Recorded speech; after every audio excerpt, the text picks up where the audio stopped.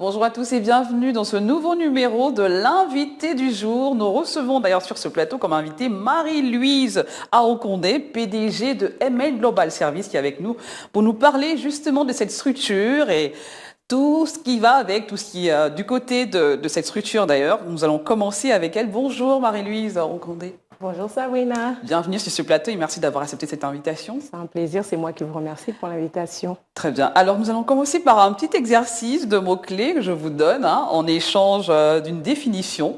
Si je vous dis succès. Je dirais succès, plusieurs définitions, mais pour moi, le succès ne vient que par la persévérance malgré l'échec. Très bien. Motivation, on y va. Quand vous me parlez de motivation, je me vois et je pense que je représente bien la définition de ce mot. Motivation, c'est se pousser soi-même parce que personne ne le fera à votre place. Donc, quand on sait les difficultés dans lesquelles on a grandi, quand on sait d'où on vient et qu'on aspire à devenir quelqu'un, il faut se motiver afin de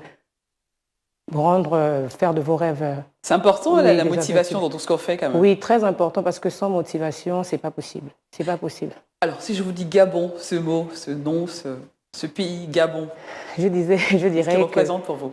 Le Gabon représente un très beau pays pour moi. C'est mon pays, je suis gabonaise, fière d'être gabonaise, mais aussi, je dirais, une terre d'opportunités assez vierge où tout est à faire. Alors, challenge, c'est votre quotidien?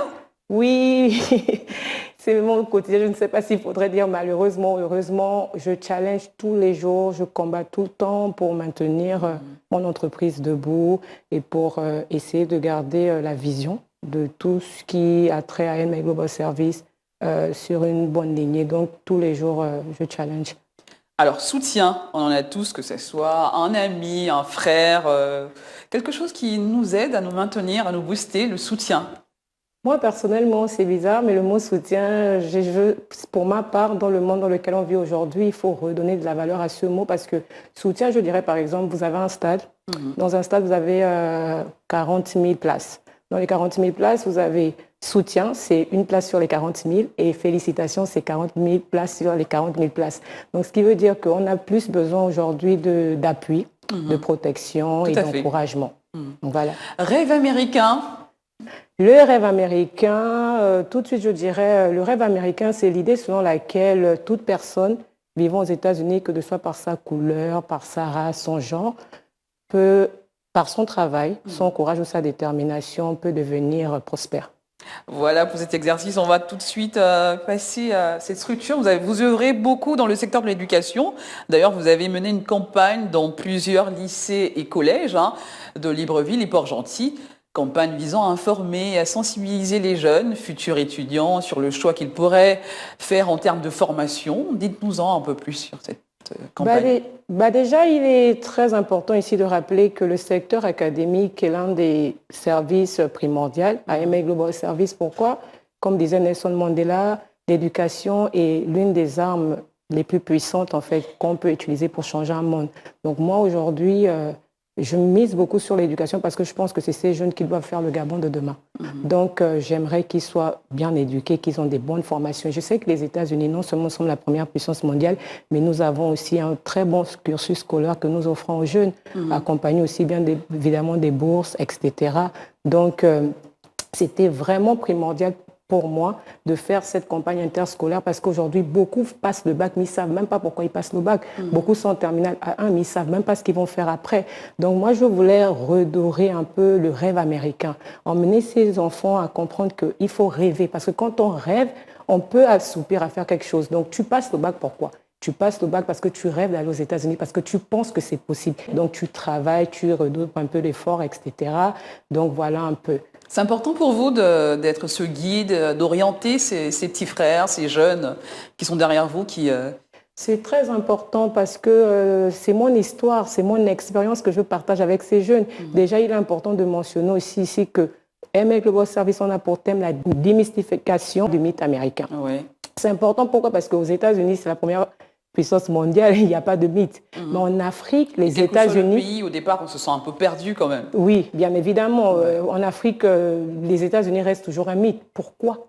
Parce que moi, aujourd'hui, je suis allée aux États-Unis. Je revenais d'une famille monoparentale. Et vous avez étudié aux États-Unis? Oui, j'ai étudié aux États-Unis, j'étais économiquement faible, mais je me suis battue et je suis ici aujourd'hui. Et sur le plateau de l'invité, donc ce que je veux emmener ces enfants à comprendre, c'est que tout est possible dans la vie. Il suffit d'y croire. Alors, destination et formation, quel lien? Destination et formation. Formation, pourquoi? Parce que sans formation, on ne peut rien. C'est vrai, vous pouvez avoir un talent, vous pouvez avoir un don, mais on a besoin de formation pour pouvoir améliorer. Vous voyez ce que je veux dire? Destination, pourquoi? Parce que je pense que aujourd'hui, il faut se dire les réalités. Si aujourd'hui tu sors, je vais dire diplômé des États-Unis, tu as un jeune qui sort diplômé, je prendrais le Sénégal, le Cameroun, le Gabon, le Maroc, quand tu vas postuler pour un job, quand vous postulez, on va tout de suite valoriser celui qui revient des États-Unis. Pourquoi? C'est la première puissance. Donc, c'est bien de sortir parce que sortir, ça, on apprend les cultures des autres. Il y a l'ouverture de l'esprit qui est là. Mais pourquoi, d'après vous, qu'est-ce qui prime? C'est le fait d'avoir voyagé, d'avoir vu autre chose, ou c'est la langue, de parler l'anglais? Qu'est-ce qui fait en sorte qu'on choisisse vous, qui êtes allé aux États-Unis, et pas celui qui... Déjà parce que c'est des pays assez développés et on connaît que ces pays-là, je vais prendre un exemple, aux États-Unis, il n'y a pas, je vais appeler mon prof et je vais dire à mon prof, monsieur, mettez-moi 10 de moyenne parce qu'on a quelconque affinité. Non, c'est ton effort qui t'emmène où tu vas. Et je pense aussi que c'est important de sortir. Pourquoi? Parce que un pays, aujourd'hui, quand il y a ce qu'on appelle l'échange de culture, c'est très important. Ça aide à développer le pays parce que... C'est surtout ça, je crois. Oui, surtout ça, exactement, oui. Alors, il est bien vrai que avec la bourse de l'État gabonais, beaucoup d'enfants issus de familles défavorisées ont pu faire leurs études hors du pays, que ce soit aux États-Unis par exemple. Aujourd'hui, sans cette bourse, est-il encore possible qu'un enfant issu d'une classe moyenne d'aller poursuivre ses études au Canada par exemple ou aux États-Unis? C'est votre combat d'ailleurs dans votre structure. Oui, bien évidemment, Sabrina, c'est possible. C'est possible parce qu'aujourd'hui, je suis la preuve. Je suis allée aux États-Unis, comme je disais, j'étais économiquement faible. Mon budget, je me rappelle, c'était, je crois, 1 million et quelques.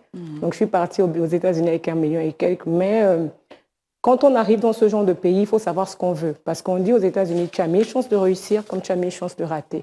Donc, quand tu sais ce que tu as laissé derrière toi, tu sais les combats dans lesquels tu as grandi, quand tu arrives dans ce genre de pays, il faut saisir les opportunités. Donc, il faut mettre toutes les chances de ton côté pour réussir. Donc, c'est possible aujourd'hui parce que si moi j'ai pu, pourquoi pas toi? Pourquoi pas elle? Donc, je pense que c'était un peu ça, la campagne interscolaire, c'était pour dire à ces enfants, si moi, la petite fille de Nchorere, j'ai pu y aller, malgré les moqueries de mes condisciples de classe à cette période-là, pourquoi pas X ou Y? Et je pense que notre grand challenge à AMA Global Service, c'est de pouvoir envoyer le maximum d'enfants économiquement faibles aux États-Unis pour poursuivre leur rêve américain. Alors, Marie-Louise, parlez-nous. Alors, depuis 2019, vous avez mis en place une très jeune start-up, AMA Global Service, et vous exercez dans le domaine touristique, académique, commerciaux entre les États-Unis et le reste du monde. Quelle est la place du Gabon? Pourquoi avoir choisi de revenir s'installer au Gabon et mettre en place cette activité? Déjà, avant de revenir au Gabon, je vais d'abord définir c'est quoi AMA Global Service. AMA Global Service est une agence de prestations qui a été créée le 12 septembre 2019 à New York, basée au Gabon et aux États-Unis, spécialisée dans l'intermédiation d'affaires, donc plus précisément dans le domaine administratif et commercial entre le Gabon et le reste du monde. Donc, AMA Global Service propose 3 différents services à sa clientèle. Le premier qui est le service académique à travers la réalisation des démarches administratives pour toute personne désireuse de poursuivre leurs études aux États-Unis. Le deuxième, on a un service touristique à travers la réalisation des démarches administratives pour l'octroi des visas touristes aux USA. Donc, on a l'accueil, l'hébergement, parlez-nous du volet l'intégration. Académique. Comment ça se passe? Le volet académique, bon, c'est en fait à AMA Global Service, vous savez, quand on est parti aux États-Unis, on n'avait pas de guide. C'est vraiment ça le problème d'aller à l'étranger parce qu'on n'a pas de guide. Il n'y a personne pour t'orienter, pour te dire. Donc, tu es plus ou moins voué à toi-même. Donc, aujourd'hui, nous, ce qu'on veut emmener, c'est une nouvelle ère, en fait. Quand on vient chez ML Global Service, on passe par une consultation. Global Service, c'est aussi cet accompagnement Oui. de cet étudiant qui Oui. sort de son cocon familial, Exactement. de son pays, Oui. pour aller ailleurs. Oui, pour aller ailleurs. Donc, on passe par une consultation et durant la consultation, on édifie l'étudiant sur le coût de la vie, le coût universitaire, parce que c'est très important. Il faut préparer les gens financièrement et psychologiquement. Donc, si déjà ce dernier... C'est vrai que parfois on part à l'aveugle aussi. Oui, bien sûr, on va à l'aventure. Comme nous, on est parti à l'aventure. Donc, je pense que quand on les édifie, ils ont du temps pour réfléchir si ça vaut le coup de se lancer. Donc, on ne s'arrête pas là. Justement, on les accompagne avec leur démarche administrative. C'est nous qui prenons le rendez-vous en ligne pour eux. On les prépare moralement et physiquement pour leur interview avec Madame le Consul. On les accompagne à l'aéroport et une fois arrivés sur le territoire... Quelques tuyaux aussi, comment oui, bien sûr, trouver un appartement? On fait tout ça. On fait des recherches d'appartements pour eux, recherches d'inscription. Et une fois arrivés sur le territoire, on les aide à l'intégration à la vie américaine. On les oriente parce qu'il y a beaucoup de bourses. Il y a beaucoup d'opportunités aux États-Unis, surtout dans le domaine universitaire. Il faut les connaître, il faut se renseigner aussi. Je les connais, c'est mon parcours. Très bien. Donc, c'est mon parcours que je mets à disposition de mes petits frères et mes petites sœurs. Donc, je les connais, ils sont dans des bonnes mains. Très belle initiative. Alors, on observe depuis peu un engouement de plus en plus fort dans l'entrepreneuriat, comme vous d'ailleurs, des jeunes startups qui émergent un peu partout. Quel regard portez-vous sur ce phénomène? Enthousiasme, sceptique ou plutôt méfiante? Moi, je dirais enthousiaste. Je dirais enthousiaste pourquoi? Parce que l'entrepreneuriat est très important dans la croissance de l'économie d'un pays. Donc, moi, quel que soit le contexte dans lequel on veut entreprendre, que ce soit le buzz ou parce qu'on a vu X ou Y ou parce que réellement on aspire à s'accomplir personnellement ou à répondre à nos besoins, moi, je dirais, allez-y. On a besoin des jeunes entrepreneurs, on a besoin de cette heure, on a besoin de ce moteur essentiel pour accroître notre économie. Donc, moi, je suis enthousiaste face à cela. Très bien. Alors, nous allons terminer par cette question, Marie-Louise. Dans vos échanges avec les élèves, vous mettez un accent particulier sur ce rêve américain. Comment le définissez-vous? Et est-ce qu'il y a un rêve gabonais aussi? On connaît le rêve américain, mais est-ce qu'il y a un rêve gabonais? Est-ce que vous le vivez, ce rêve gabonais? En fait, aujourd'hui, je pense qu'il y a un rêve partout. Dans tout pays, il y a un rêve. Très bien. Parce que le rêve, c'est toi qui crées ton propre rêve. C'est toi qui décides qui tu veux être. Le destin, il est dans tes mains. C'est à toi de savoir. Ne laisse jamais personne te dire où est ta limite. Peu importe le pays dans lequel tu es. Le rêve américain se résume en 3 mots. Je dirais le travail, le courage et la détermination. Je l'ai dit tout à l'heure qu'on était dans le jeu de mots. Pourquoi? Parce qu'aux États-Unis, on travaille sans cesse. Et l'une des choses que j'ai appris justement de mon expérience aux États-Unis, c'est que time is money. Le temps, c'est de l'argent. Donc, on travaille sans cesse. Quand tu es courageux parce que tu es loin de ta famille, c'est une nouvelle vie, etc., tu mets du courage et tu mets de la détermination, il n'y a pas de raison que tu ne réussis pas. Merci Marie-Louise Angodé. Merci pour ces mots qui, j'espère, vont booster ces étudiants qui vont regarder ces jeunes Gabonais qui aspirent également à ce rêve américain et pourquoi pas dans d'autres pays aussi. Merci d'avoir accepté notre invitation encore une fois. C'est moi qui vous remercie. Très bien. Voilà, c'est la fin de l'invité du jour. Nous recevions à l'instant Marie-Louise Aroncondé qui est PDG de ML Global Service dont nous avons échangé il y a quelques instants. À très bientôt. Merci d'avoir suivi cette émission. À très bientôt pour un nouvel invité sur Gabon 24.